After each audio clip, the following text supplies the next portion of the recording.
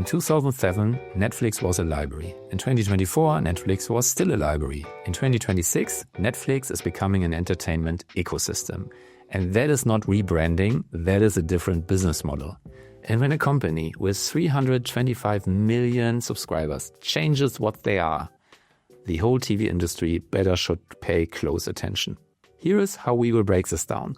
First, let's look at why Netflix had to evolve beyond the library model. Second, let's map out what they are actually building, the signals that show that this isn't about content alone anymore. Third, let's ask, what the hell does this mean for everyone else in the TV industry? I'm Tobias. We here build digital TV products for broadcasters and media companies. I've spent 20 years watching this TV industry transform, and what Netflix is doing right now is one of the clearest signals we have currently about what competitive advantage comes from in 2026. Not from content, from the system around the content. Let's get into this. So here is what changed for Netflix. They hit what they are calling now the efficiency ceiling. When you have the luck to see a recent company presentation of Netflix, they present their growth evolution in 4 phases.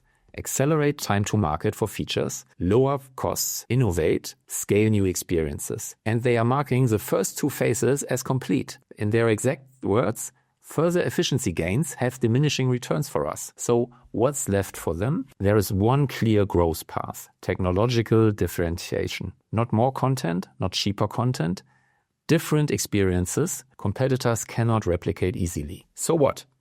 This explains everything Netflix is doing in 2026. They are not competing on content volume anymore.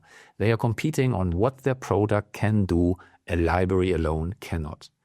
A lot of broadcasters are still rightfully so focused on cost optimization. Netflix moved past that pace. They are playing a different game now.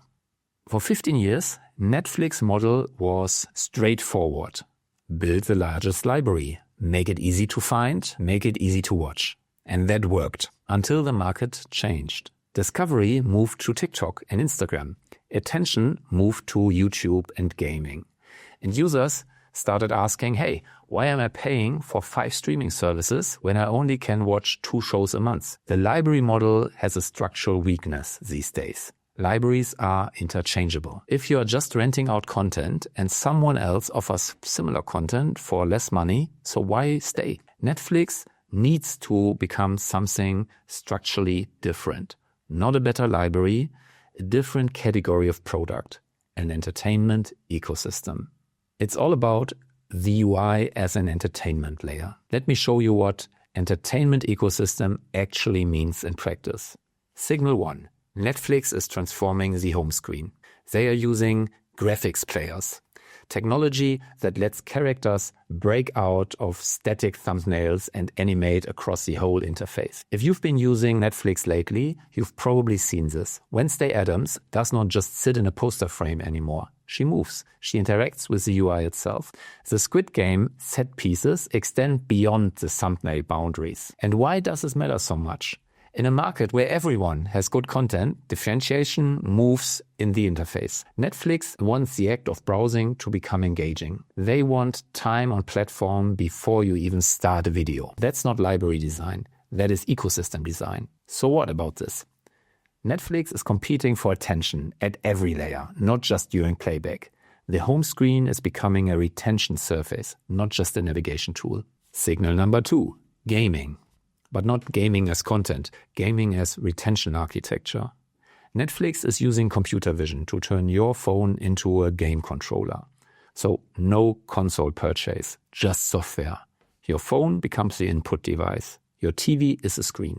And they are focusing on party games, Lego, Pictionary, multiplayer titles, designed for friends and family in the living room. Why does this matter?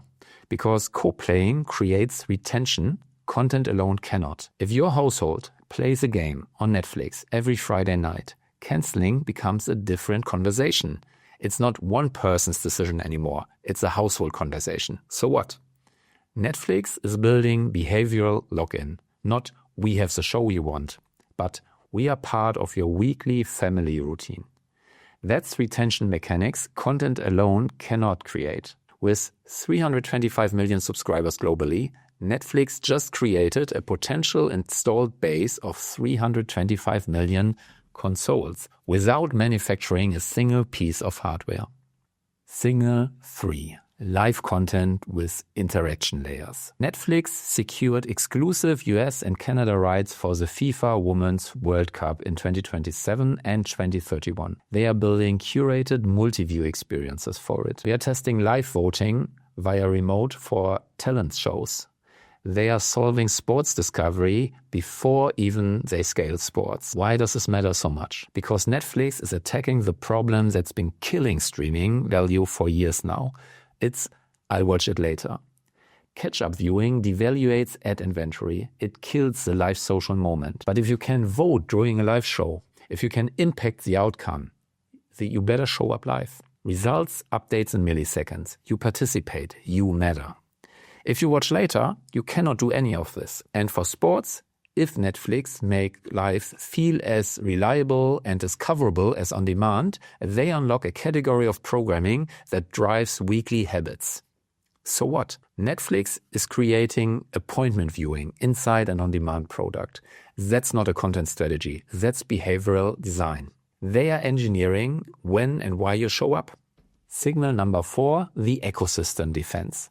Netflix is no longer just a video library. It's a hub for movies and series, live sports and events, interactive gaming, physical experiences. Right now, there are 2 locations of Netflix houses in the US, and a third location is planned for Las Vegas in 2027. These are over 100,000 square foot entertainment venues, immersive experiences based on their shows, restaurants, retail, all connected to the streaming service. So why does this matter? By bundling multiple entertainment verticals into one subscription, Netflix increases perceived value. If you only use it for shows, you might cancel during a content drought. But if your kids are gaming, you're watching live sports, and your partner wants to visit a Netflix house, and you are following a live competition, the subscription becomes harder to justify canceling. So what? This insulates Netflix from price sensitivity and competitor undercutting. You are no longer paying for content access alone. You are paying for membership in an entertainment ecosystem. Now, look at all 4 signals together. UI as an engagement layer, not just navigation. Gaming as a retention engine, not just content. Live plus interactivity, creating appointment viewing. Ecosystem bundling, diversifying value.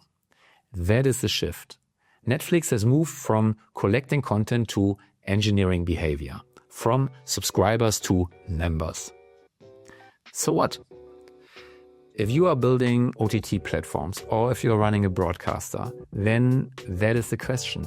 Are you building just a library, just content available in the internet, or some kind of ecosystem?